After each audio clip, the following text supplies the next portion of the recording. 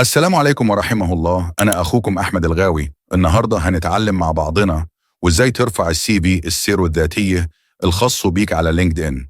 أحيانا كتير بتكسب مهارة جديدة أو بتشتغل في مكان ثاني وبتحب تضيفه في سي في. السلام عليكم ورحمة الله وبركاته. قبل ما نبدأ الشرح أرجو منكم تدعوا لي أستاذ الباشمهندس أحمد نجيب بالرحمة والمغفرة.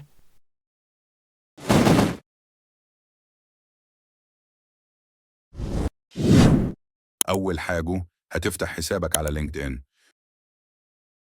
ثم الضغط على صفحتي، ثم الإعدادات والخصوصية،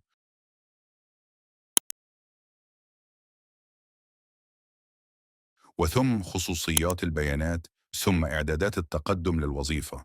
زي ما أنت شايف ده السي في الخاص بيا، كنت رافعه قبل كده. ثم الضغط على 3 نقاط، عندك خيارين: تنزيل أو حذف.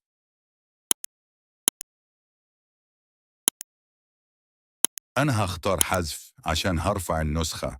الحديث وبعدين هيظهر لك خيار تحديث على السيرة الذاتية، ثم اختار مكانها من على الكمبيوتر عندك وتكون بصيغه PDF. بس كده يا عم، وما تنساش تفعل الخيارين دول. بس كده. أنا أخوكم أحمد الغاوي، وده صوت بالAI.